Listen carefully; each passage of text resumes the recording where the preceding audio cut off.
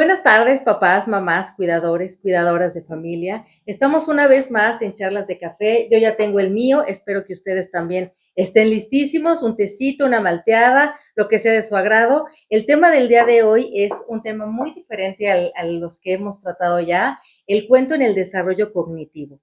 Para ello tenemos a la maestra Sofía Compean Flores. Ella es maestra en psicología humanista y es cuentacuentos terapéuticos por más de 25 años. ¿Cómo estás, Sofía? Muchas gracias por estar aquí con Gracias, nosotros. Andrea. Buenas tardes a todos, a todas. Con el gusto de compartir con ustedes, pues algo maravilloso que son utilizar los cuentos terapéuticamente y en ayuda para la juventud, para los niños, para la familia. Así es, y bueno, para arrancar ya con nuestro tema, Sofía, ¿cómo es el uso de los cuentos a través de la historia? ¿Cómo ha sido su trascendencia, la importancia de ellos dentro de la historia? Pues mira, el cuento en realidad ha sido utilizado dentro de la educación desde principios del siglo XV. Tenemos vestigios de las fábulas de Esopo, que son pequeños cuentos, en donde Esopo pues es del siglo VI antes de Cristo. Entonces, los filósofos, los mitos, ha sido una historia en donde se ha utilizado el cuento para la formación moral, de comportamiento, por miles y miles de generaciones. Así como dentro de comprobados el siglo XVI en España, se empezó a impartir el taller del cuento como de parte de la Secretaría de Educación, como un método para la formación muy importante. ¿Y podrías ahondarnos un poquito más sobre estas fábulas de Esopo? Como por qué son referente, por qué son tan importantes. Pues mira, es interesante porque las fábulas de Esopo son pequeños cuentos, media cuartilla, en donde generalmente interactúan dos animalitos, cuando mucho tres animales, y tratan sobre un valor.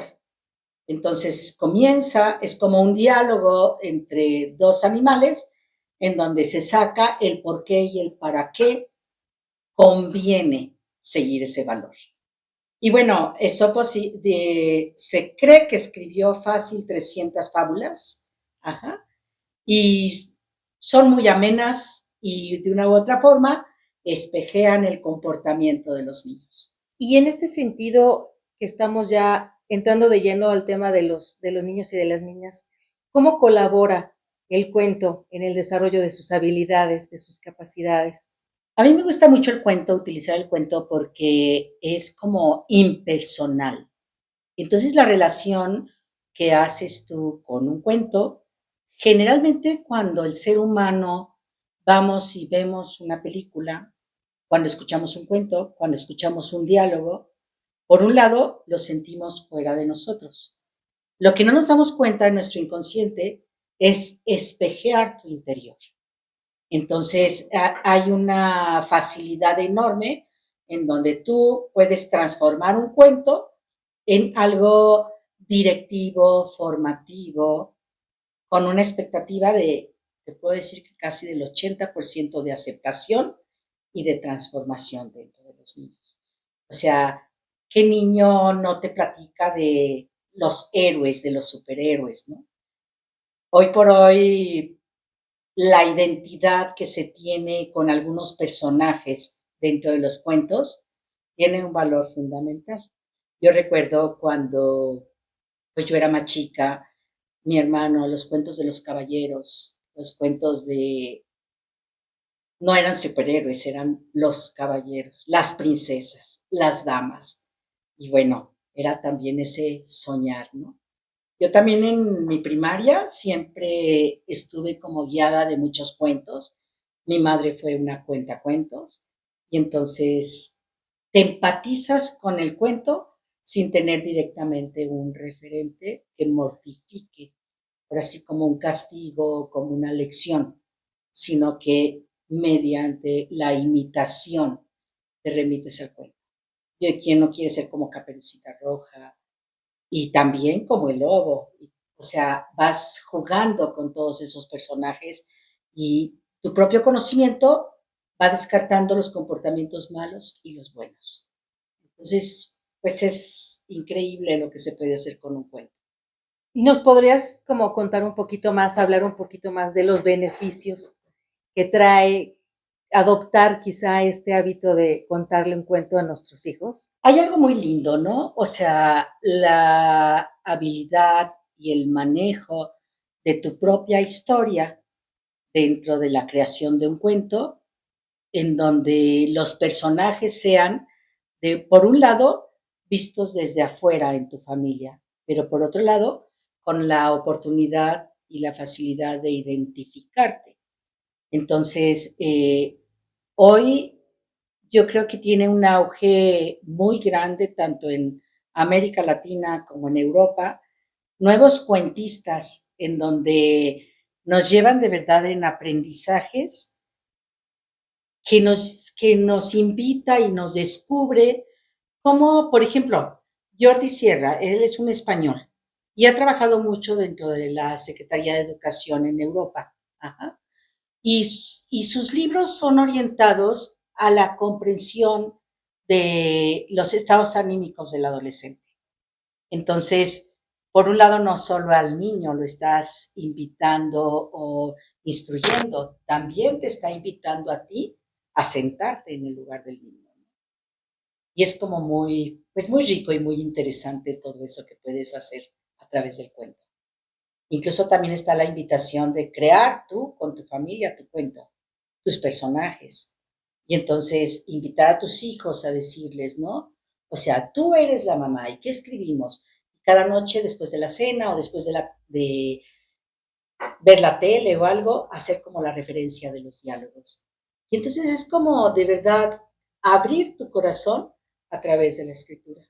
Y podríamos utilizar como padres de familia el cuento para educar a nuestros hijos o incluso en las aulas también el cuento como un medio de educación o igual de igual forma en tu oficio el uso del cuento en los espacios terapéuticos. Híjole, sí, es que es un campo grandísimo lo que puedes obtener, ¿no?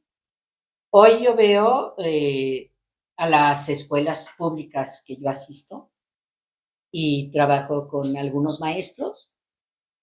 De verdad, la hora del cuento es fabulosa y causa ese encuentro especial en donde puedes abrir, ahora sí que sin tapujos, tu corazón, lo que sientes, lo que piensas.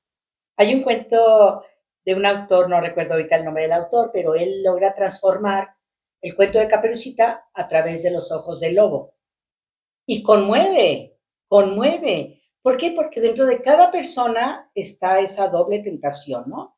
O sea, encausados a hacer el bien y a lograr todo lo más óptimo, pero también está esa parte en donde podemos adentrarnos al corazón del rechazado.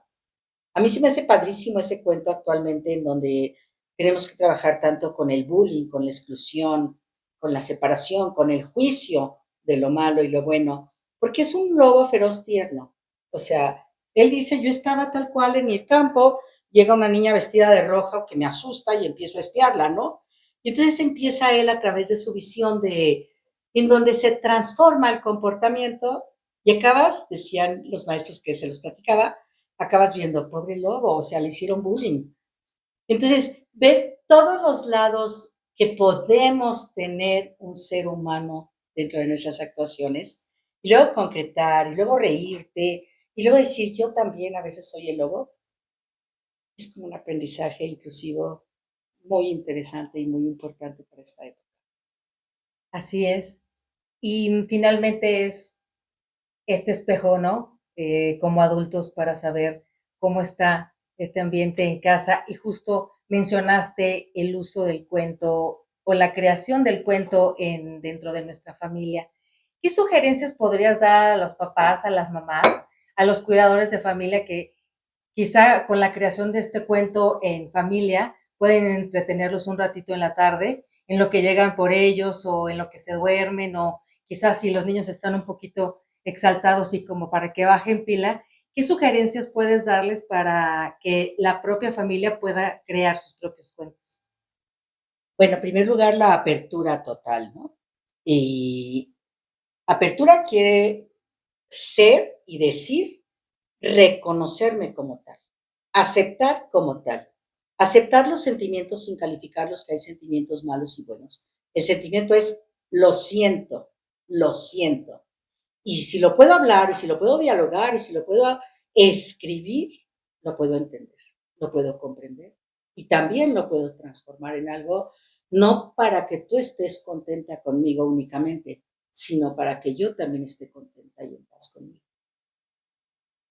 Entonces, es una oportunidad de verdad en donde se pueda explayar el niño, la niña, el adulto, el cuidador, de una manera externa, en donde veme a través de lo que escribo, siénteme a través de lo que escribo. Y después leemos juntos el cuento y se transforma la relación. Entonces, podríamos decir que como papás podríamos utilizar personajes y la temática, obviamente, de manera creativa. Supongamos que si el niño no quiere ir a asistir a la escuela, si le cuesta trabajo hacer la tarea, podemos crear un cuentito para llevarlo como de una forma divertida, como solicitando, ¿no? No sé, el lobo está triste porque Caperucita, que se llama Anita, como, no sé, como mi hija, no Ujú. quiere realizar las tareas del hogar, etcétera. Podemos usar recursos así, claro, sin quizá caer en un chantaje, en un manejo ahí de las emociones, pero usarlo como recurso para resolver algunas situaciones importantes familiares. Desgraciadamente, la palabra chantaje o la palabra manipulación le damos únicamente la orientación negativa. Claro. Obviamente, dentro de la educación y de la formación, implícitamente va a haber una manipulación para un convencimiento de mejora de una sociedad. Entonces, si yo identifico que yo te estoy manipulando porque te cuento un cuento en donde los malos son malos y los buenos son buenos, ¿ok? Pero no temerle a utilizar, y aquí cuando tú me mencionaste a Esopo era un moralista. Ajá. Entonces, y sin embargo, yo he practicado con chiquitos hoy leer las fábulas de Esopo y les encanta. Entonces, no tenerle miedo o no tachar que si yo manipulo o no manipulo, ¿quién no va a pretender transmitir un mejor comportamiento social, un mejor tejido de la paz, una mejor cooperación dentro de una comunidad? ¿Y eso es manipular? No, eso es formar. Así es. Entonces, siéntanse libres de ser creativos al interior de sus hogares para poder fortalecer y, bueno, este vínculo familiar, ¿no? En la creación del propio cuento entre todos, ¿no? Ahí se fortalece la convivencia familiar, el vínculo, como lo comentamos, y dar ese tiempo de calidad también a los hijos que a veces no alcanza el tiempo, digamos. Y, Sofi, ¿tienes alguna lectura, algún libro, algún título en especial que tú lo usas recurrentemente para tratar algún tema en específico con adolescentes, con niños con ciertas características que pudieras sugerir a los papás o que sea un cuento de tu preferencia para resolver algunas situaciones? Bueno, tengo mis preferidos, obviamente, ¿verdad? Tengo mis preferidos. ¿Y por qué pueden ser preferidos? Porque siento que la experiencia, al platicarlo una, otra vez en diferentes comunidades, me ha dado los elementos bibliotecarios casi. Ya no solo es un cuento, sino he escrito cuentos a través de lo que ha sucedido, ¿no? Hoy estoy muy encantada de este autor, lo puedo mostrar. Este autor, el que te digo que trabaja en la educación, y precisamente en este libro, él se llama El niño que se cayó en un agujero. Y nos toca, pues, lo que está ocurriendo ahorita en el medio. Me siento incluido o me siento excluido, me siento comprendido o me siento incomprendido. Y principalmente relata, pues, cómo ese sentimiento de no ser entendido a través de los diferentes escenarios que él va relatando en sus cuentos. Y de verdad, hay un momento en donde no porque yo sea Sofía o sea más o menos sensible que tú, Andrea, sino de verdad te lleva a recordar esos momentos en donde aún tú trataras de explicar cómo te sientes, no lo podías explicar de otra manera. Y entonces aquí él te relata este niño en que donde va caminando, que viene siendo pues una metáfora del camino de la vida, y donde va caminando por una avenida, una calle, y se cae en un hoyo. Y entonces, la metáfora que yo entiendo que nos relata Jordi es cuando no fluyó ya con su hermana, con sus compañeros, ya no siguió, se atascó en el hoyo. Y tiene una metáfora hermosa porque dice, no solo no vi el hoyo, sino en cuanto caí en el hoyo, se cerró el pavimento, me atrapó.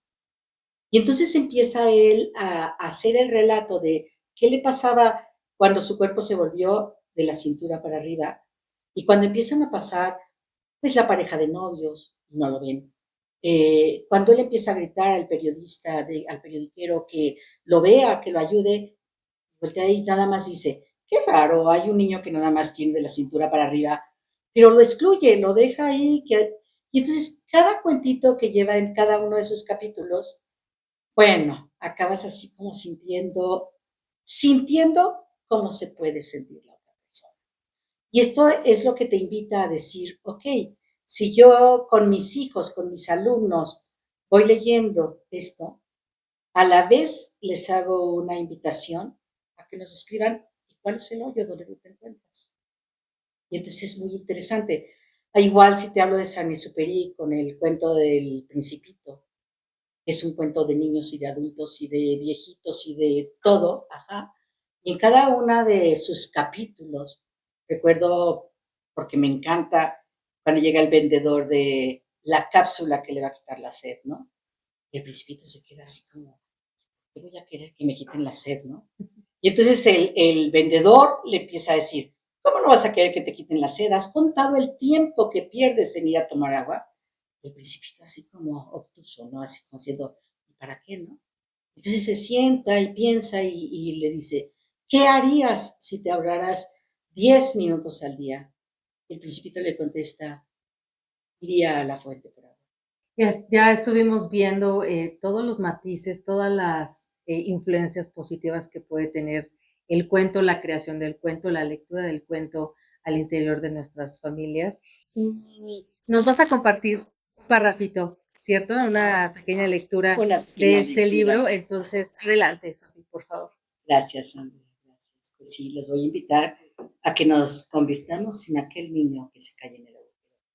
Los invito a cada uno de ustedes a que mientras yo lo voy leyendo, como si yo estuviera relatando algo que yo voy viendo en cada uno de ustedes para sentirlo. Fue muy extraño. Habría jurado que ahí no había ningún agujero. Y sin embargo, en el momento de caer me sucedieron dos cosas aún más inexplicables. La primera, aquella curiosa atracción como si algo me tirase de los pies y me obligara a sumirme más y más adentro. Y apenas me doy cuenta de ello, porque todo fue tan rápido, pero lo estoy sintiendo. Fue consciente este detalle. La sensación, pese a todo, resultó muy fuerte. La segunda de las cosas inexplicables, el agujero se cerró a mi alrededor y me aprisionó hasta la altura del pecho. Me quedé asustada, pues un segundo antes caminaba tan tranquilo, envuelto en mis pensamientos como cualquiera, y ahora de pronto me sentí ahí, enterrada, casi a ras del suelo, en la soledad de aquella calle tan apacible y solitaria. ¿Cuántas veces nos hemos sentido así? Porque hay algo que se pierde en nuestra vida, vamos caminando, vamos fluyendo, vamos viendo el paisaje, vamos viendo todo, y de repente, ¿en qué me quedé? ¿De qué me perdí? Y la maravilla de cómo lo describe Jordi Sierra, ¿no? Y miras así como que te sientes atrapado. Pues ya me quedé bien conmovida y me quedé con ganas de más. Y ya para ir cerrando, Sofi, ¿nos podrías comentar de una forma un poquito más específica cómo colabora, cómo ayuda el cuento en el desarrollo cognitivo de los niños y las niñas que tenemos en casa?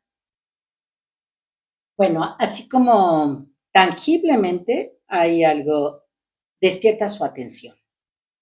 O sea, eh, la manera de contar el cuento, la manera de hacer el cuento, interesas al niño y el niño va prestando atención. Por otro lado, algo sumamente importante y que hoy, bueno, se me hace algo, híjole, necesario, la creatividad.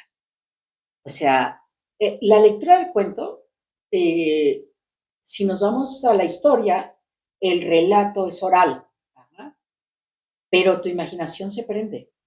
Y entonces, ahorita que yo te lo estaba contando, por ejemplo, lo de Jordi, tus ojos empezaron así como a esa parte que nos damos cuenta, está imaginando. Volteas para arriba, para abajo, o sea, hay un momento en que te sentiste atrapada en ese hoyo. Ajá. Entonces, ese despertar la conciencia de que puedo ser creativa es maravilloso. En los ochentas, la primera feria de libro que yo asistí en la Ciudad de México, una editorial española trajo unos libros que se llamaban El barquito de vapor. Ajá. Y era, por primera vez yo me di cuenta que los libros venían etiquetados para las edades de los niños. Ajá. Y entonces era sumamente interesante porque te hacía funcionar hasta las matemáticas. Pase, por favor, sume tanto y pase a la página que le dé el resultado. Entonces, por supuesto que desarrollaban los niños las matemáticas, después había adivinanzas, había el criterio de decir, a ver, si tú quieres que se meta a la selva, elige tal. Si tú quieres que ya se vaya con sus papás, elige tal. El discernimiento, la capacidad de elegir. Obviamente, la posibilidad de equivocarte, en donde me encantó la creatividad de estos cuentos porque nunca te equivocabas. Pasabas a otra página y era una habilidad padrísima de entrar en otra historia. Obviamente, casi al final de casi todos estos cuentos, terminaba siendo héroe. ¿Y qué mejor mensaje ahorita para todos nuestros niños y niñas que levantar la autoestima, que creer en ti, que formarte de verdad sabiendo que vales? Se me hace, wow, de verdad así como increíble lo que puedes lograr.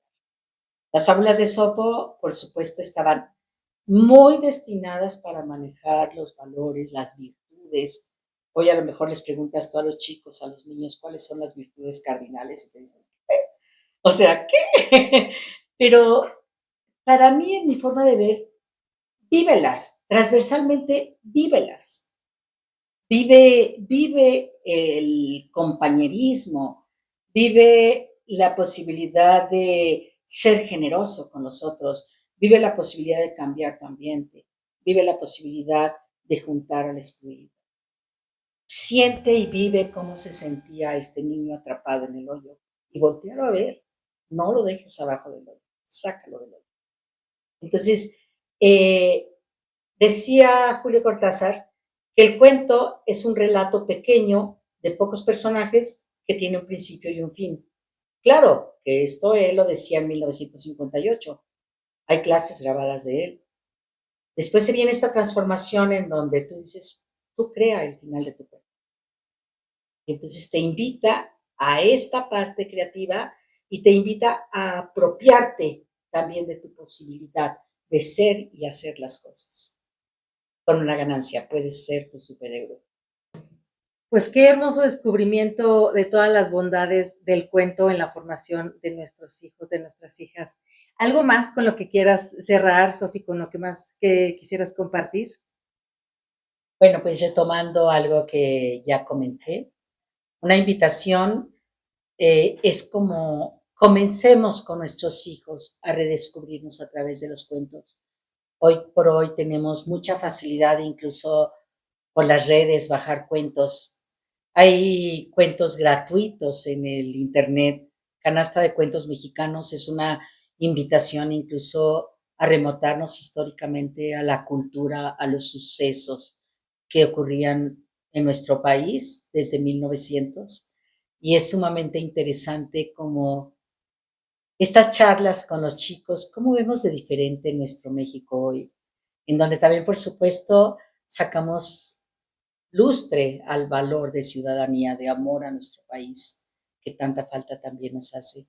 Leamos, leamos en familia, hagamos nuestro propio cuento, creamos nuestros personajes a través de los personajes de nuestra familia. Una invitación posible, fácil, amena y enriquecedora para la familia. Pues muchas gracias, Sofi, por haber estado aquí con nosotros. Y ahí está la invitación, fomentemos este nuevo hábito de leer y de contar cuentos entre familia. Y bueno, muchísimas gracias por haber estado con nosotros. Los invitamos también a registrarse en el link que dejamos en la descripción del programa.